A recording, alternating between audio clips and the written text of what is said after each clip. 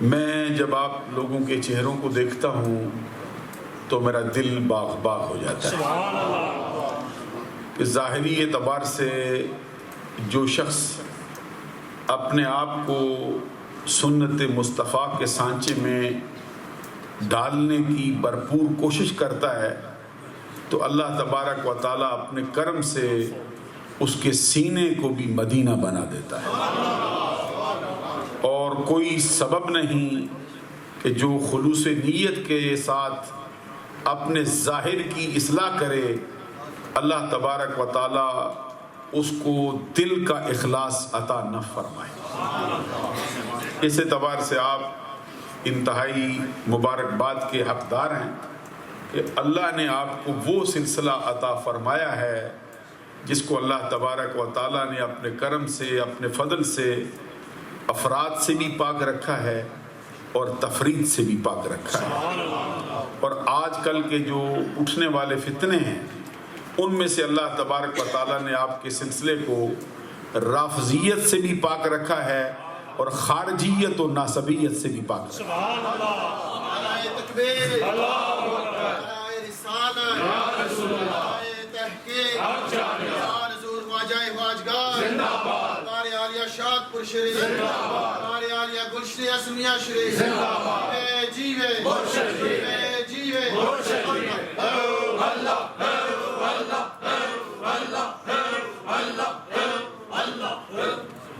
اور جو شخص بھی آپ کو بصیرت اور بصارت سے ملاحظہ فرماتا ہے وہ یہ کہہ اٹھتا ہے کہ اللہ تبارک و تعالیٰ نے اس دور میں آپ کے سلسلہ عالیہ کو بھی اپنی تائید سے مالا مال کیا ہے، اور وجہ اس کی یہ ہے کہ آپ کے مسلک کے اور آپ کے نظریے کے محافظ آپ کے پیر و مرشد حضور امام ربانی مجدد الفسانی شیخ احمد فاروقی سرہندی رضی اللہ تعالیٰ، یہ وہی سلسلہ ہے جس کا آغاز پروانہ چراغ مصطفی، یار غار مصطفیٰ، یار مزار مصطفیٰ، مزاج شناسہ نبوت، منبع جود و سخا، مرکز مہر و وفا، پیکر صدق و صفا، حضرت ابو بکر صدیق رضی اللہ تعالیٰ عنہ نے فرمایا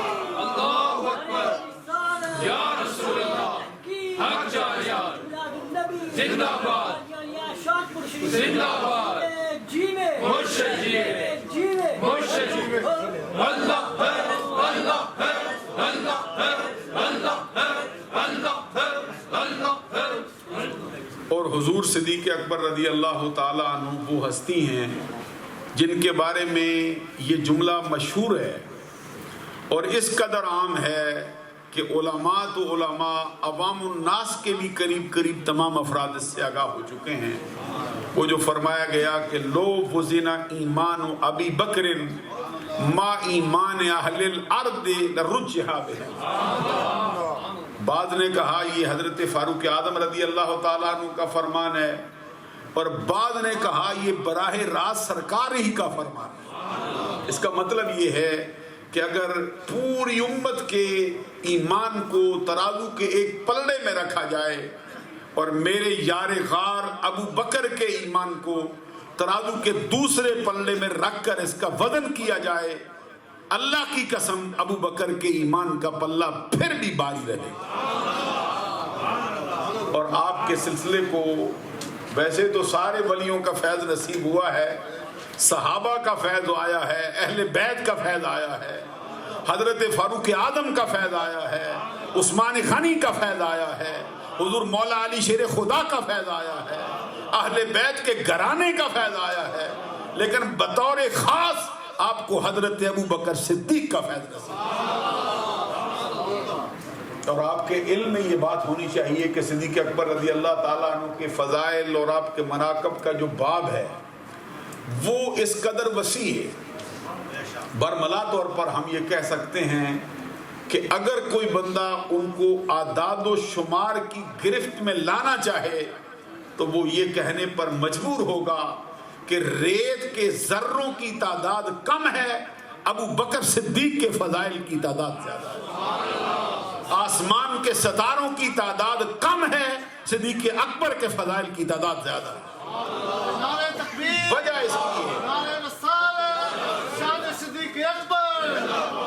وجہ اس کی یہ ہے کہ پوری نسل انسانی میں نہیں بلکہ اللہ کی ساری مخلوق میں نبیوں اور رسولوں کے بعد جو ساری کائنات میں سب سے افضل ہے، سب سے اعلیٰ ہے، سب سے بہتر ہے، وہ حضرت ابوبکر صدیق رضی اللہ عنہ۔ ہمارے مضمون میں جو بات آج بطور خاص رکھی گئی ہے اس مبارک اور مقدس مہینے سفر المظفر کی مناسبت سے، آپ کو معلوم ہے کہ ہم جو سب کانٹیننٹ کے رہنے والے لوگ ہیں، بر صغیر پاک و ہند کے وہ جو خشکی سا کا چھوٹا سا ٹکڑا ہے جس میں پاکستان آتا ہے، جس میں بھارت آتا ہے، جس میں بنگلہ دیش آتا ہے، دیگر چھوٹے چھوٹے خطے جس میں آتے ہیں، اس کے اندر اس مہینے کو اولیاء کاملین کا مہینہ کہا جاتا ہے۔ وجہ یہ ہے کہ اولیاء کاملین کے جو بڑے بڑے آئمہ اور بڑے بڑے سردار ہیں ان کے عرس مبارک کی تقریبات اسی مبارک مہینے میں منعقد ہوتی ہیں۔ داتا گنج بخش علی حجویری کا عرس بھی اسی مہینے میں ہوتا ہے، مجد الفسانی کا عرس بھی اسی مہینے میں ہوتا ہے، شیخ عبدالحق محدث دہلوی کا عرس بھی اسی مہینے میں ہوتا ہے، اور امام احمد رضا کا عرس بھی اسی مہینے میں ہوتا ہے۔ بعض اور بھی بہت سے اولیاء کاملین ہیں، وقت کی مناسبت سے میں تذکرہ بہت لمبا نہیں کرنا چاہتا، لیکن ہمارے موضوع میں آج جو ہستی ہے وہ سرہند کی ہستی ہے، وہ جن کو بڑے بڑے افراد نے جب نذرانہ عقیدت پیش کیا تو لوگوں نے سمجھا کہ مبالغہ کر رہے ہیں، انہوں نے کہا تم مبالغہ سمجھتے ہو، ہم حقیقت کی نگاہ سے دیکھ کے کہہ رہے ہیں، ان کا یہی منصب ہے، ان کا یہی مقام ہے۔ جن کو اللہ تبارک و تعالیٰ کی عطا سے مجدد الفسانی تسلیم کیا گیا ہے، جن کے بارے میں علامہ اقبال رحمۃ اللہ علیہ نے بھی یہ بات کہی کہ حاضر ہوا میں شیخ مجدد کی لحد پر، وہ خاک کے زیر فلک ہے مطلع انوار، اور پھر کہا گردن نہ جھکی جس کی جہانگیر کے آگے، اللہ نے کیا جس کو بر وقت خبردار، وہ ہند میں سرمایہ ملت کا نگہباں، جس کے نفس گرم سے ہے گرمی احرار۔ بلند آواز سے سبحان اللہ۔ اور وہ حضرت مجد الفسانی رضی اللہ تعالی عنہ جن کی مدح ان کے پیر نے بھی گائی۔ آپ کو معلوم ہے کہ ہمیشہ مرید پیروں کے گیت گاتے ہیں، ہمیشہ تعریف اور توصیف میں مریدوں کی زبانیں کھلتی ہیں، لیکن مجد الفسانی رضی اللہ تعالیٰ عنہ وہ ہستی ہیں جن کی شان میں ان کے پیر جو زمانے کے پیر ہیں، جن کے ہاں بڑے بڑے اولیاء کاملین اپنی گردنوں کو جھکا دیتے ہیں، حضرت خواجہ باقی باللہ رضی اللہ تعالی عنہ نے یہ بات فرمایا کہ مثل ایشاں دری وقت زیر فلک نیست۔ ان کے پیر نے فرمایا کہ اس دور کے اندر آسمان کے نیچے مجدد الفسانی جیسی کوئی اور ہستی مجھے نظر نہیں۔ اب مرید کوئی کہے تو اس کا کہنا اور ہوتا ہے، جس کا پیر یہ کہہ رہا ہو اس کی شان کا اندازہ لگا لے۔ اور جن کے بارے میں خود حضرت خواجہ باقی باللہ رضی اللہ تعالی عنہ نے برملا یہ بات فرمائی تھی، فرمایا کہ شیخ احمد آفتابند مثل ما ہزار ہا سیارگان دامن او گم شد۔ اس کا مطلب یہ ہے، فرماتے ہیں میرے مرید مجد الفسانی کو کوئی ستارہ نہ سمجھے، کوئی اس ہستی کو چاند نہ سمجھے، کوئی اس کو بدر کہہ کے نہ پکارے، یہ تو آفتاب ہے، اور ایسا آفتاب ہے کہ میرے جیسے ایک دو ستارے نہیں بلکہ ہزاروں ستارے اس کے دامن کے اندر گم ہو جاتے ہیں۔ اس کی شان کا مجھے سبحان اللہ سے مزہ نہیں آیا ہے، سبحان اللہ کہنے والی بات، کیونکہ یہ پیر مدح کر رہا ہے مجد الفسانی رضی اللہ تعالیٰ، اور فرما رہے ہیں کہ میرے جیسے ہزاروں ستارے، ایسا آفتاب ہے جس کے دامن میں گم ہو جاتے ہیں۔ اور جس کے بارے میں حضرت شاہ ولی اللہ محدث دہلوی نے جب کلام کیا اور برملا طور پہ یہ بات فرمایا کہ لا يحبه الا مؤمن تقی ولا يبغضه الا فاجر شقی، کوئی بندہ مومن متقی کے بغیر مجد الفسانی سے محبت کر ہی نہیں سکتا، اور جو بندہ ان سے بغض رکھے گا کوئی بندہ ان سے بغض نہیں رکھ سکتا، مگر رکھے گا وہ جو بدبخت ہوگا، جو فاجر ہوگا، جو فاسق ہوگا۔ یہ شاہ ولی اللہ محدث دہلوی نے کلام کیا ہے ان کی شان کے بارے میں، اور خود جن کو کہا جاتا ہے کہ وہ علم کا ایسا پہاڑ ہے جس کو میدان علم و عمل کے اندر جو ہے کو ہمالیہ سے بھی اونچا سمجھا جاتا ہے، جس کو آفتاب پنجاب کا لقب ملا ہے، اور وہ ملا عبدالحکیم سیالکوٹی آج بھی جس کا نام سرزمین عرب کے بڑے بڑے مدارس میں لیا جائے تو اہل علم کی گردنیں جس کے سامنے جھک جاتی ہیں، وہ ملا عبدالحکیم سیالکوٹی فرماتے ہیں کہ جس بندے نے شیخ کے کلام کو سمجھا نہیں، جس بندے نے شیخ کے کلام کے سامنے سر تسلیم خم نہیں کیا، وہ سوائے جاہل کے کوئی دوسرا ہو نہیں سکتا۔ یہ سراسر جہالت۔ میں آپ سے یہ کہوں گا کہ حضرت مجد الفسانی رضی اللہ تعالیٰ عنہ کی شخصیت کا اگر جائزہ لیا جائے تو آپ وہ ہستی ہیں جن کا ذکر بطور اشارہ آقا کونین کی زبان پر بھی صادر سبحان اللہ فرما دی، کیونکہ نبی اکرم صلی اللہ علیہ وسلم نے بعض مواقع پر مختلف ہستیوں کے بارے میں اشارتاً کلام فرمایا۔ خود جس کے ہم مقلد ہیں حضرت امام اعظم ابو حنیفہ نعمان بن ثابت رضی اللہ تعالیٰ عنہ کی شان میں بھی سرکار نے الفاظ فرمائے۔ ایک کتاب کے اندر آتا ہے کہ نبی اکرم صلی اللہ علیہ وسلم نے یہ فرمایا تھا کہ حضرت آدم علیہ السلام کی نسل میں بڑی بڑی ہستیاں آئیں، لیکن حضرت آدم نے جس پر فخر کیا ہے وہ ایک ہے۔ پوچھا گیا وہ کون ہے؟ فرمایا وہ میں ہوں۔ یعنی پوری نسل انسانی میں بڑے بڑے افراد آئیں، حضرت ابراہیم بھی موجود ہوں، حضرت موسیٰ کلیم اللہ بھی موجود ہوں، حضرت عیسیٰ روح اللہ کلمت اللہ بھی موجود ہوں، حضرت نوح بھی موجود ہوں، بڑے بڑے حسن والے حضرت یوسف بھی موجود ہوں، حضرت اسماعیل ذبیح اللہ بھی موجود ہوں، حضرت اسحاق بھی ہوں، حضرت شعیب بھی ہوں، بڑے بڑے افراد آئے ہوں۔ حضرت آدم علیہ السلام نے صرف ایک پر فخر کیا، حضور فرماتے وہ شرف مجھ کو حاصل ہے کہ میرا باپ اپنی پوری اولاد میں صرف مجھ محمد عربی پر فخر کر رہا۔ اور آگے سرکار نے فرمایا میری امت میں بھی بڑے بڑے آئیں گے، لیکن ایک پہ میں بھی فخر کرتا ہوں۔ آپ کو مبارک ہو، سنی ہو، حنفی ہو، اور حنفی نظریے کو دام تھام کے چل رہے ہو۔ عزیزان گرامی قدر سوال ہوا سرکار سے کہ وہ کون خوش نصیب ہے جس پہ آپ فخر کرتے ہیں؟ سرکار نے فرمایا اس کا نام نعمان ہے، اس کی کنیت ابو حنیفہ ہے۔ اور ایک دوسری کتاب کے اندر اس کا تذکرہ کرتے ہوئے یہ بھی لکھا گیا، بارگاہ رسالت سے پوچھا گیا سرکار کچھ ان کا تذکرہ فرما دیں، تو سرکار نے ایک ہی جملے کو 3 مرتبہ دہرایا اور فرمایا ہوا سراج امتی، ہوا سراج امتی، ہوا سراج امتی، کہ وہ ابو حنیفہ میری امت کا چراغ ہے، وہ ابو حنیفہ میری امت کا آفتاب ہے، وہ ابو حنیفہ میری امت کے لیے سورج کی طرح جلوہ گر ہونے والا۔ اسی طرح سرکار نے امام شافعی رحمت اللہ علیہ کے بارے میں بھی اپنے کلام میں فرمایا کہ قریش کو برا بلا مت کہا کرو، اللہ رب العزت خاندان قریش کے اندر ایک بندہ ایسا بھیجے گا کہ جو اپنے علم کے سبب سے زمین کو بھی علم سے، زمین کے مشارق کو بھی علم سے بھر دے گا اور مغارب کو بھی بھر دے گا۔ تمام علماء نے فرمایا کہ اس سے مراد حضرت امام شافعی رحمت اللہ علیہ کی ذات۔ اسی طرح میں آپ سے یہ کہنا چاہتا ہوں کہ سرکار نے بطریق اشارت النص کے یہ بات فرما دی، مجد الفسانی رضی اللہ تعالیٰ عنہ کا ذکر بھی سرکار کی زبان پہ آیا ہے۔ اب کیسے ہوا اس کے لیے میں یاد کرتا ہوں کہ ایک تو مشہور سرکار کا فرمان ہے جس میں سرکار نے فرمایا کہ ان اللہ تعالی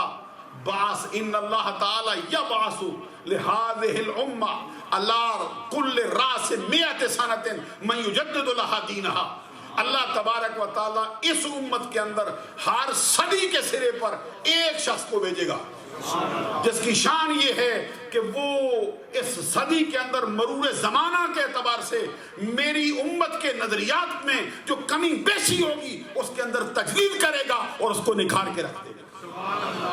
اس سے بھی اشارتاً معلوم ہوتا ہے کہ ہر صدی کے سرے میں مجدد آئے ہیں۔ حضرت امام ربانی مجد الفسانی رضی اللہ تعالیٰ عنہ بھی انہی مجددوں میں سے ایک ہیں۔ اور نہ صرف ایک ہیں بلکہ ان میں سر فہرست ہے۔ ایک اور حدیث میں نبی اکرم صلی اللہ علیہ وسلم کا یہ مشہور فرمان بھی ہے، جس کو یہ روضۃ القیومیہ میں درج کیا گیا ہے کہ آقا کونین صلی اللہ علیہ وسلم نے فرمایا کہ اللہ تبارک و تعالیٰ ایک شخص کو میری امت کے لیے مبعوث فرمائے گا، کس وقت؟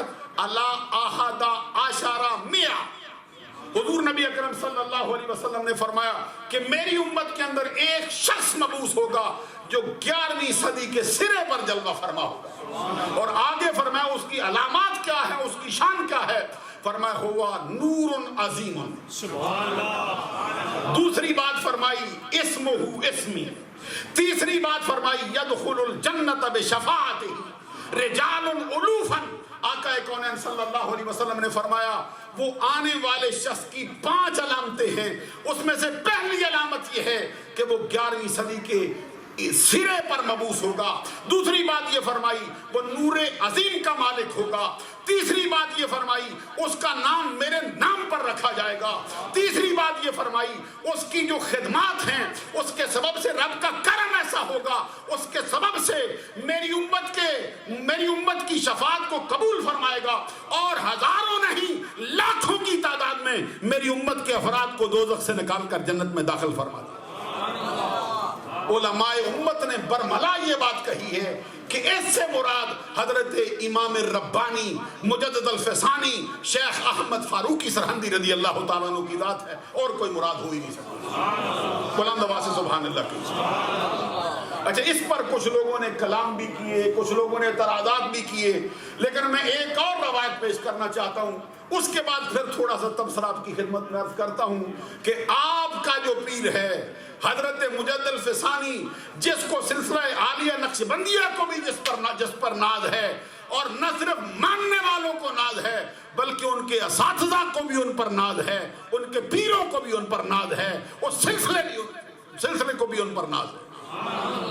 حضرت جلال الدین سیوطی رحمت اللہ تعالی علیہ نے جمع الجوامع کے اندر یہ حدیث نقل فرمائی اور کہا آقا کونین صلی اللہ علیہ وسلم نے فرمایا یکون رجل فی امتی، میری امت کے اندر ایک شخص ایسا ہوگا جس کی شان کا یہ مالک ہے، جس کی شان کا یہ مرتبہ ہے۔ آقا کونین صلی اللہ علیہ وسلم نے فرمایا یقال لہ صلہ، اس کو زمانے کے اندر صلہ کے نام سے پہچانا جائے گا، اور اس کی شان یہ ہے کہ وہ ہستی جو زمانے کے اندر جلوہ گر ہوگی اس کو صلہ کے نام سے پکارا جائے گا۔ یدخل الجنت بشفاعتہ کذا و کذا، اللہ کا کرم اس پہ ایسا برسے گا، اس کے سبب سے میری امت کے اتنے افراد لا تعداد لوگ جنت کے اندر داخل کر دیے جائیں گے۔ عزیزان گرامی قدر، بعض روایات میں یہ بات بھی آئی ہے کہ وہ شخص جو جلوہ گر ہوگا اسمہ ہوا نور عظیم اسمہ اسمی، پھر فرمایا وہ بین السلطانین الجابرین، 2 بادشاہوں کے درمیان آئے گا، ومصلحاً بین الفئتین، اور 2 فرقوں کو 2 جماعتوں کے درمیان وہ صلح کروانے والا، ان کا جو اتفاق، ان کا جو انتشار ہوگا، جس مسئلے پر افتراق ہوگا وہ اس کو صلح کے اندر تبدیل کرنے والا ہوگا، اور ان کا اختلاف جو ہے اس کو مٹا کر ان کو ایک نظریے پر کام کرنے والا ہوگا۔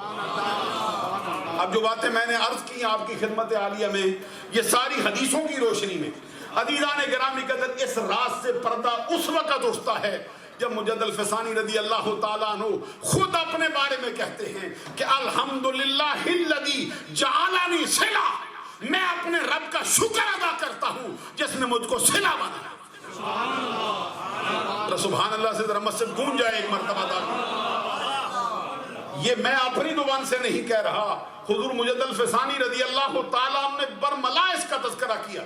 کوئی بندہ کہہ سکتا ہے جی ایسے الفاظ پر تذکرہ کرنا اپنی زبان سے کرنا، تو اس کے لیے میں یہ کہوں گا کہ یہ اسی طریق سے ہے جیسے سرکار نے تحدیث نعمت کے دور میں فرمایا تھا انا اکرم الاولین والآخرین، سرکار نے فرمایا تھا انا سید ولد آدم یوم القیامت ولا فخر، میں اللہ کی بارگاہ میں پہلوں سے بھی معزز ہوں، بعد والوں سے بھی معزز ہوں، اللہ کی بارگاہ میں پوری نسل انسانی کا سید ہوں اور سردار ہوں۔ یہ اسی کے قبیل سے ہے جس کو حضور غوث اعظم عبد القادر جیلانی رضی اللہ تعالیٰ نے برملا طور پر برسر منبر بغداد کی سرزمین پہ بیٹھ کے فرمایا تھا قادمی ہذہی اللہ رکبت کل ولی اللہ. یہ حضور مجددیوں کو تو بطور خاص حضور غوث اعظم کا جب ترانہ گایا جائے، جب ان کا ذکر آئے، اس پر سبحان اللہ کہنا چاہیے. وجہ کیونکہ حضرت مجد الفسانی رضی اللہ تعالی عنہ نے اپنی زندگی کے آخری ایام میں یہ بات برملا طور پہ فرمائی تھی. فرمایا تھا کہ شیخ کی روح مجھ پہ جلوہ گر ہوئی ہے اور مجھ پہ وہ کرم فرمایا ہے جس کی کوئی مثال ہی نہیں ملتی. شاہ عبدالعزیز محدث دہلوی نے بھی اس مقام پر کلام کیا. فرماتے دو ہستیاں ہیں جن کے بارے میں میرا نظریہ یہ ہے کہ میں متردد ہوں ان کے بارے میں کہ ان میں سے بڑا کون ہے، چھوٹا کون ہے. ان میں سے ایک حضور غوث اعظم عبد القادر جیلانی ہیں اور دوسرے مجد الفسانی. حضرت شاہ عبدالعزیز محدث دہلوی اتنا لکھ کے فرماتے ہیں، توجہ فرمائیے، اتنا لکھ کے فرماتے ہیں. شاہ عبدالعزیز محدث دہلوی فرماتے ہیں مجھے تو نہیں سمجھ آئی، البتہ مجد الفسانی نے خود فرمایا ہے کہ میری حیثیت اس وقت روئے زمین پر حضرت غوث اعظم عبد القادر جیلانی کے نائب کی. معلوم ہو گیا کہ حضرت مجد الفسانی رضی اللہ تعالیٰ نے خود ان کی عظمت کے معترف. اور اس لیے آپ کو یہ بھی معلوم ہے طریقت کے سلاسل جتنے بھی ہوں ان میں کوئی اختلاف نہیں، وہ ایک ہی ہیں، ایک ہی پھول کی پتیاں ہیں، ایک ہی شمع کی کرنیں ہیں. نقش بندی قادریوں سے جدا نہیں ہوتے، قادری چشتیوں سے جدا نہیں، اور چشتی سہروردیوں سے جدا نہیں. اسی سبب سے آپ اپنے پیر و مرشد حضور مجد الفسانی رضی اللہ تعالیٰ عنہ کی زندگی پڑھیں، آپ کو معلوم ہوگا کہ آپ کو اللہ نے سب سے پہلے جو سلسلہ دیا ہے وہ سلسلہ چشتی ہے. سبحان اللہ بھی مجھے نہیں نظر آ رہی، میں سننا چاہتا ہوں. اس سے پتہ چلے لوگوں کو کہ یہ وہ اختلاف نہیں جس کو اختلاف کا باعث بنایا جائے. یہ وہ اختلاف ہے جو ظاہری طور پر صرف نظریات پر حملہ نہیں کرتا بلکہ صرف اوراد و وظائف کے طریقوں کو الگ کرتا ہے. وگرنہ سچ یہ ہے کہ جس دروازے سے نقشبندی فیض پاتا ہے اسی دروازے سے قادری فیض پاتا ہے، اسی دروازے سے چشتی فیض پاتا ہے، اسی دروازے سے سہروردی فیض پاتا ہے. اور وہ دروازہ محمد عربی کا گنبد خضرا ہے.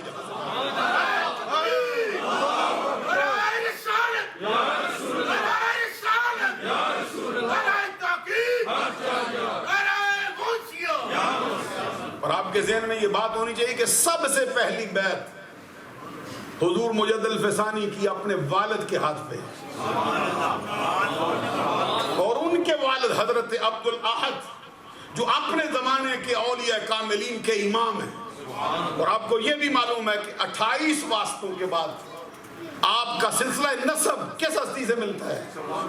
مرید و مراد رسول، طالب و مطلوب رسول، محب و محبوب رسول، شوکت اسلام، زینت اسلام، وہ فاروق اعظم جس کو مصطفیٰ نے رب سے مانگ کے لیا ہے. ایک ہی ہستی آئی ہے زمانے میں جس پر مصطفیٰ کی نگاہ پورے عرب میں پڑی ہے اور دعا مانگ کے کہا مولا عمر دے دے میرے اسلام کو عزت مل جائے گی. اسی سلسلے سے آئے ہیں. اور آپ کے نسب کے اندر 2 صحابی آتے ہیں. خود حضرت فاروق اعظم بھی آتے ہیں جو صرف صحابی نہیں صحابہ کے سردار ہیں. آپ میں لوگ بڑے بڑے مرید ہیں پیر صاحب کے، ایک سے بڑھ کر ایک مرید ہے. صوفی مشتاق صاحب مرید ہیں، حضرت میاں عقیل صاحب مرید ہیں، صوفی قاسم صاحب مرید ہیں، رضوان صاحب مرید ہیں، فلاں مرید ہے، فلاں مرید ہے، فلاں مرید سب ہیں. لیکن کوئی ایسا بھی تو تلاش کرو نا جو مرید ہونے کے ساتھ ساتھ مراد بھی ہو جائے. کیسے میں سمجھا سکتا ہوں اب، کیسے میں آپ کے دل میں یہ بات اتار سکتا ہوں؟ اگر تھوڑا سا آگے بڑھا دوں، حضرت خواجہ خواجگاں، شہباز عارفاں، حضرت ثانی زری دربخت، حضرت پیر محمد اسلم رحمت اللہ تعالی علیہ، ان کے مریدوں کی تعداد تو بہت ہے، مرید تو بڑے ہیں، لیکن مراد ہمیں صوفی محمد اصغری نظر آتا ہے.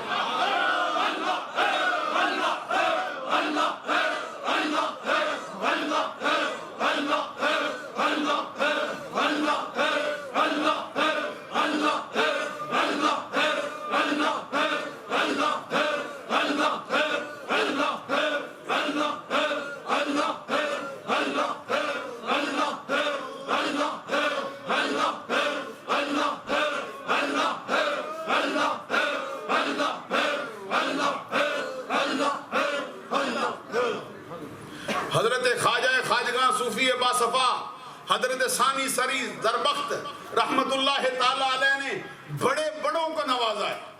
میں تو کہتا ہوں جس ذرے پر ان کی نظر پڑی ہے اس کو ستارہ بنائے بغیر نہیں چھوڑا ہے انہوں. جس قطرے پر ان کی نظر پڑ گئی ہے اس کو گوہر آبدار بنائے بغیر نہیں چھوڑا ہے. عام راہ چلتے بندوں کو پیر طریقت بنایا ہے. جس دل میں ان کی نظر پڑی ہے وہ غافل دل بھی اللہ اللہ کرنے لگ گیا ہے. اٹھتے بھی اللہ کرتا ہے, بیٹھتے بھی اللہ کرتا ہے. وہ جس پر ان کی نظر پڑ گئی ہے بے رہروی کا شکار تھا, اب دیکھو سر کے بالوں سے لے کر پاؤں کے ناخنوں تک سنت مصطفیٰ کے سانچے میں ڈلا ہوا دکھائی دے رہا. ان کی نگاہوں نے بڑے بڑوں کو پالا, لیکن جو حصہ صوفی محمد اصغر صاحب کے حصے میں آیا اب تو سبحان اللہ کہنا بنتا ہے.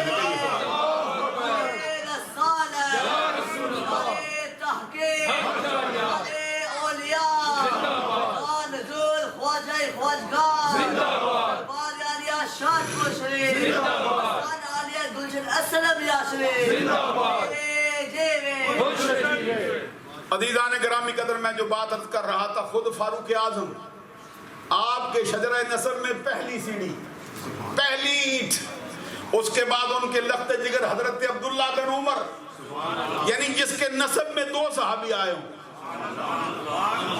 جس کو طریقت کے سلسلے میں صدیق اکبر کا فیض نصیب ہوا ہو, ان کی جو پہلی بیعت ہے. اور آپ کو معلوم ہے حالیہ خاندان فاروقیہ میں بڑے بڑے اولیاء کاملین ہوئے ہیں. یہ بابا فرید الدین گنج شکر یہ بھی فاروقی ہیں. ان کی بھی زندگی کبھی حضور مجد الفسانی رضی اللہ تعالیٰ کی مناسبت سے پڑھ کے دیکھو کہ آپ کے آباء و اجداد میں ایسا بندہ بھی آیا ہے, فرید الدین گنج شکر. میں یہ عرض کر رہا تھا حضرت عبداللہ جو آپ کے والد مکرم ہیں, ان کی پہلی ان کی بیعت اپنی صلی اللہ چشتیہ میں حضرت عبدالقدوس گنگوہی کے ہاتھ پر, اور حضرت مجد الفسانی رضی اللہ تعالیٰ کو انہوں نے اپنے ہاتھ پر بیعت کی, اور پھر آپ نے سلسلہ عالیہ قادریہ میں بھی بیعت کی ہے کمال کیتلی کے ہاتھ پر, اور پھر آپ نے سلسلہ عالیہ نقشبندیہ میں تو آپ کو معلوم ہے آپ نے اپنے استاد کے ہاتھ پر بیعت کی حضرت یعقوب کاشمیری کے ہاتھ پر, وہ سلسلہ عالیہ سہروردیہ کے ہیں. یہ جو فرمایا نا کہ مجھے اللہ تبارک و تعالیٰ نے تمام جو نظریات ہیں ان کا ملانے والا بنایا, ان سے پتہ چلتا ہے کہ آپ نقشبندیوں کو قادریوں سے ملانے والے ہیں, قادریوں کو سہروردیوں سے ملانے والے ہیں, سہروردیوں کو چشتیوں سے ملانے والے ہیں. اور 16 سلاسل کے اندر آپ کو بیعت کی اجازت ملی ہے, 16 سلاسل میں. لیکن جس نظریے کو آپ نے فیض پھر آپ نے فروغ دیا وہ سلسلہ عالیہ نقشبندیہ ہے. اور آپ ذرا غور فرمائیں, کبھی ایسا ہوا ہو کہ کنواں خود چل کے پیاسے کے پاس آیا ہو, کبھی ایسا آپ نے دیکھا ہو کہ چاند خود زمین پہ اتر آیا ہو, کبھی آپ نے دیکھا ہو کہ سورج فیض دینے کے لیے ذروں کے قریب آ گیا ہو. ہمیشہ آپ دیکھتے ہیں کہ سائل مسئول کے دروازے پہ جاتا ہے, مرید ہمیشہ پیر کے پاس جاتا ہے, شاگرد ہمیشہ استاد کے پاس جاتا ہے, چاہنے والا ہمیشہ مرکز محبت کے پاس جاتا ہے, اور پیاسا ہمیشہ کنویں کے پاس جاتا ہے, بھوکا ہمیشہ قاسم کے پاس جاتا ہے. لیکن یہاں معاملہ کیا ہے؟ رب کا کرم دیکھو مجد الفسانی رضی اللہ تعالیٰ عنہ پر, کہ جس نے فیض دینا تھا انہوں نے آپ کو اپنے دروازے پر نہیں بلایا, بلکہ اپنے مرشد کا حکم پا کر خود ہندوستان کی دھرتی پہ آ گئے. اور کہتے میرے دل میں کھٹکا تھا, پیر کہتے تھے, میرے پیر و مرشد فرماتے تھے جا ہندوستان میں تیرا فیض چلے گا. تو کہتے میں بغیر استخارے کو کوئی کام کرتا نہیں تھا. پھر میں نے استخارہ کیا, حضرت خواجہ باقی باللہ نے اپنے پیر کے حکم سے استخارہ کیا. معلوم ہوا کہ آپ کے دادا مرشد بھی جانتے تھے کہ وہ کوئی الگ شے ہے, اس کو اپنے پاس نہیں بلانا چاہیے, خود اس کے پاس چل کے جانا چاہیے. حضرت خواجہ باقی باللہ فرماتے ہیں میں نے استخارہ کیا تو میں نے دیکھا, کیا عالم خواب میں دیکھتا ہوں کہ ایک درخت ہے, اس کے اوپر یہ طوطا بیٹھا ہے, ہماری زبان میں اس کو لفظ طوطی سے تعبیر کرتے ہیں، لیکن یہ چونکہ عام طور پہ طوطا لفظ استعمال ہوتا ہے، بدے سمجھتے شاید کوئی اور چیز ہے. کہ طوطا بیٹھا درخت پہ، میرے دل میں خیال آیا کہ کبھی یہ خوبصورت پرندہ میرے ہاتھ پہ آگے بیٹھ جائے. حضرت خواجہ باقی بلا فرماتے ہیں جیسے میرے دل میں خیال آیا وہ پرندہ بھی میرے رات سے آگاہ ہو گیا. اچھا یہ بات جو میں کہہ رہا ہوں نا آپ سے، کہ پرندے بھی کبھی آگاہ ہو جاتے ہیں. یہ جو بندیوں کا ایک مولوی ہوا ہے، یہ ابھی میں نام نہیں لینا چاہتا ہوں ان کے مولویوں کے، بڑے بڑے مولویوں کا یہ استاد اور پیر تھا. یہ حسین علی بچروی، یہ غلام اللہ خان کا پیر ہے. یہ سباق شریف والوں کی بارگاہ میں یہ حاضری دیتا تھا. تو انہوں نے حضرت خواجہ حسن نے اپنے مرید کو ایک موقع پر ایک گھوڑا دے دیا. تھوڑی بات سنا سکتا ہوں درمیان. گھوڑا دے دیا اور گھوڑا دے کے فرمایا جاؤ اس کی خدمت کرو. اب میاں والی کے علاقے میں آپ کو معلوم ہے کہ ان کا جو فصل ہوتا ہے نا، یہ زیادہ تر باجرہ ہوتا ہے اس موسم میں. گھوڑا چھوڑا، گھوڑے نے باجرے کا ایک سٹا کھایا، پھر دوسرا کھایا، پھر تیسرا کھایا. یہ 3 سٹے کھا چکا نا، تو وہ کسان تھا جو خدمت کے لیے مرید صاحب لائے تھے، یعنی جو خود مرید تھا، اس کے دل میں خیال آیا کہ یہ سٹے پہ منہ مارتا ہے، میرے کلیجے کو ہاتھ پڑتا ہے. اچھا پیر لے لیا میں نے، میرے سٹے کھلوانے لگا. کہتے جیسے ہی دل میں خیال آیا نا تو گھوڑے نے باجرہ چرنا چھوڑ دیا، گھاس کو چرنا شروع کر دیا. تو کہتے پھر مرید کے دل میں خیال آیا کہ میں تو کیسی بری بات دل میں لے آیا تھا، کتنے کھا جاتا، 7 کھا جاتا، 8 کھا جاتا، تو میں دل میں غلط ہے. کہتے جیسے ہی دل میں خیال آیا نا کہ میرا خیال غلط تھا، باجرے نے پھر گھاس چھوڑی، پھر اس کو باجرے کو شروع کر دیا. پھر ایک سٹا، پھر 2 سٹے، پھر دل کو ہاتھ پڑا. اس نے کہا یہ اچھا میرے پیر نے مجھے جانور دے دیا، یہ سٹے کھا رہا ہے. کہتے جیسے ہی دل میں خیال ہے پھر چھوڑ دیا. اس طرح 3-4 مرتبہ ہوا. اتفاق سے انہی دنوں میں یہ عرس کا موسم تھا. جب وہاں سے چلا نا تو راستے میں حسین علی بچروی سے ملاقات ہو گئی. دونوں جا رہے تھے اسی دربار پر. تو اس نے حسین علی سے پوچھا مولانا صاحب آپ بڑے عالم دین ہیں، یہ پیروں کے گھوڑے بھی علم غیب جانتے ہیں؟ حسین علی بچروی نے آگے سے کہا پیر خود نہیں جانتا، گھوڑا کیا جانے گا؟ پیروں کو خود غیب نہیں ہوتا، یہ گھوڑا کیا جانے گا؟ ابھی بات کرتے کرتے وہاں پہ پہنچے نا تو حضرت خواجہ حسن بیٹھے تھے مسند پہ. وہ گفتگو کر رہے تھے، بات و نصیحت فرما رہے تھے. گفتگو کرتے کرتے پلٹے نا مولوی صاحب کی طرف، تو پلٹ کے فرمایا جانتا سب کچھ ہے، پردہ رکھ جاتا ہے. بلند آواز سے سبحان اللہ. پردہ رکھ جاتا ہے.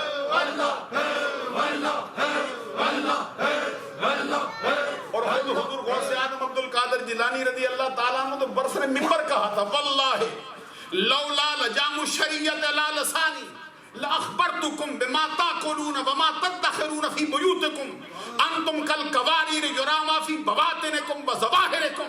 اللہ کی قسم اگر میری شریعت، میری زبان پر شریعت کی مہر نہ ہوتی، میں تمہیں وہ بتاتا جو گھروں میں چھوڑ کے آتے ہو، میں تمہیں وہ بتاتا جو گھروں سے کھا کے آتے ہو.